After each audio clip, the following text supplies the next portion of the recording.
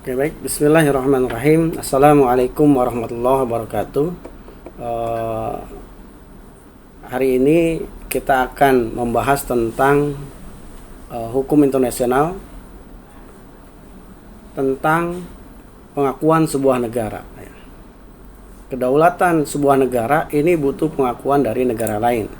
Yang akan kita bahas adalah bagaimana sebuah negara itu diakui oleh negara lain. Nah, tema kita adalah tentang pengakuan dan self determination. Self determination ini adalah kemampuan diri dalam mengidentifikasi keinginan yang berkaitan dengan otonomi, kompetensi, dan relasi dalam rangka mencapai tujuan. Determinasi diri juga merupakan kebutuhan psikologis mendasar yang dimiliki oleh seorang karyawan.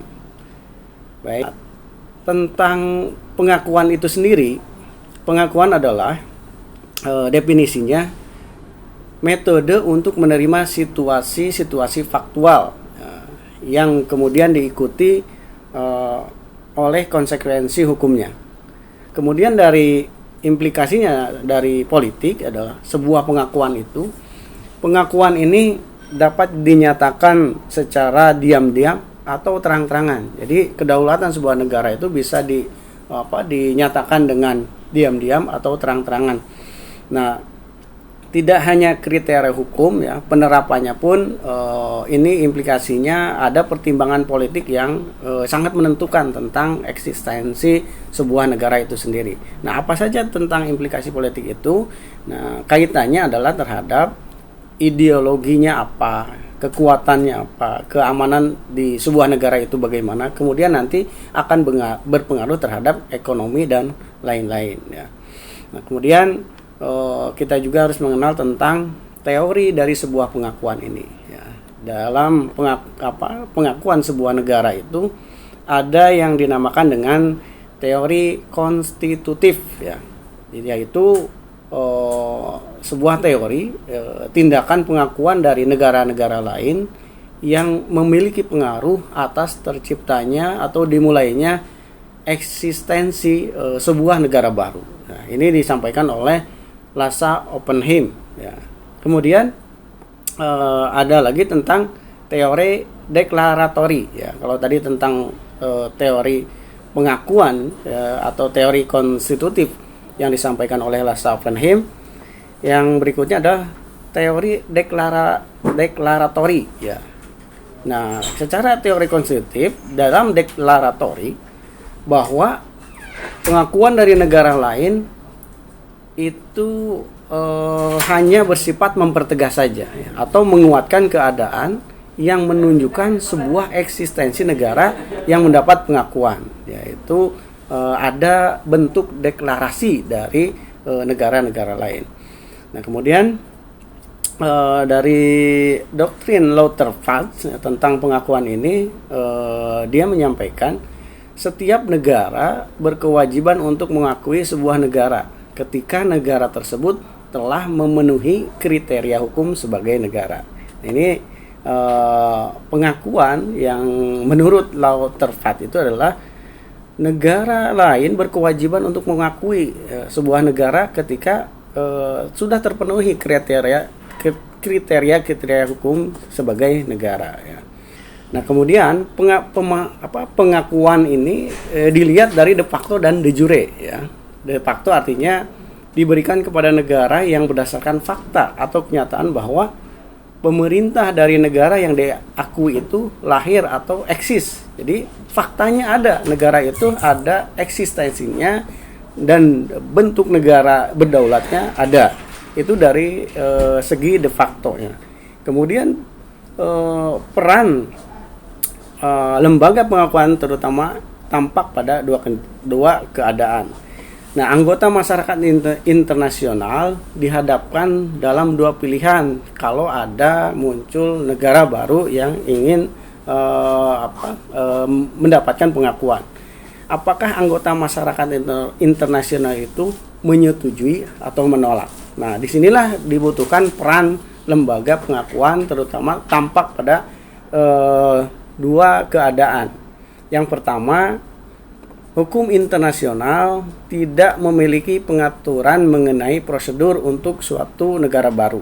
Yang kedua, hukum internasional tidak memiliki aturan-aturan spesifik tentang pengakuan baik secara material dan formil. Kemudian doktrin dari Oppenheim atau Lauterpacht berpendapat bahwa sebuah pengakuan merupakan suatu pernyataan terhadap kemampuan suatu negara baru. Jadi artinya negara ini ada yang memerintahnya, ada perintah baru yang lahir melalui cara-cara damai atau melalui proses konstitusional.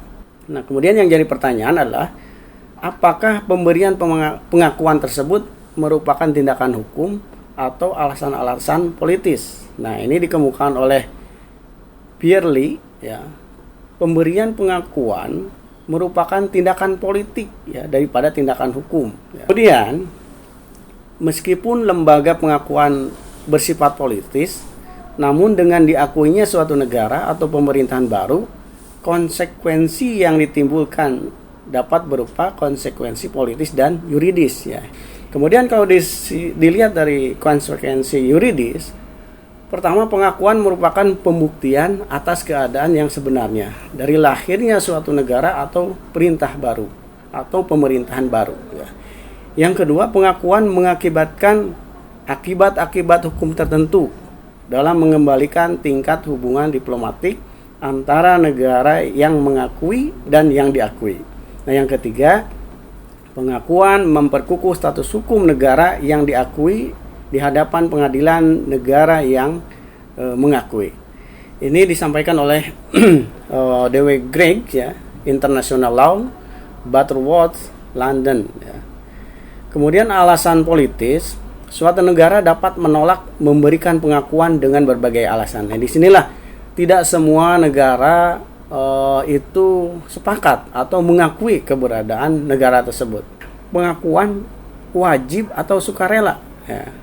Ini yang jadi pertanyaan, ya. Lauterpacht sekali lagi menyatakan bahwa suatu negara tidak dapat ada sebagai subjek hukum atau legal actor tanpa adanya pengakuan. Jadi kalau tidak diakui oleh negara lain, negara tersebut sulit untuk dinyatakan sebagai subjek hukum. Karena sesungguhnya sebuah negara yang berdaulat itu adalah subjek hukum. Tetapi kalau tidak diakui, ini juga sulit untuk dikatakan sebagai subjek hukum atau legal actor. Nah, karena itu hukum internasional membebankan kewajiban kepada negara-negara yang telah ada untuk memberikan pengakuan agar negara baru itu dinyatakan ada. Pengakuan dari negara lain itu secara diam-diam. Artinya pengakuan yang dilakukan oleh suatu negara dengan cara pertama mengirimkan seorang wakil diplomatik, ya. Kedua, mengadakan komunikasi antar pejabat resmi ataupun kepala negara.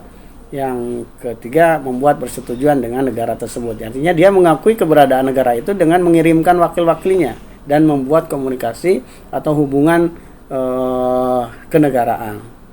Selanjutnya adalah adanya pengakuan yang sifatnya seperti kolektif, yaitu pengakuan kolektif, pengakuan yang diwujudkan dalam suatu perjanjian internasional dan konferensi multilateral. Selanjutnya adalah tentang pengakuan yang sifatnya prematur dan penarikan pengakuan. Jadi ada pengakuan, ada juga penarikan pengakuan. Nah, pengakuan yang prematur itu memberikan pengakuan oleh suatu negara terhadap negara baru tanpa memperhitungkan keadaan pada umumnya harus terpenuhi atau tidak, ya. Jadi kriterianya tidak dilihat. Jadi tetapi sudah memberikan pengakuan. Nah, ada juga penarikan pengakuan. Penarikan pengakuan ini secara de facto lebih mudah untuk ditarik kembali ketika suatu pemerintahan tersebut jatuh. Kemudian secara kolektif juga ada istilah non-recognition, ya, doktrin yang memungkinkan suatu negara menolak atau mengakui situasi faktual dengan mendapatkan berdasarkan pada alasan-alasan moral dan legal dari suatu situasi tersebut. Itulah pemaparan tentang presentasi materi hukum internasional. Semoga bisa bermanfaat, ya. Terima kasih. Assalamualaikum warahmatullahi wabarakatuh.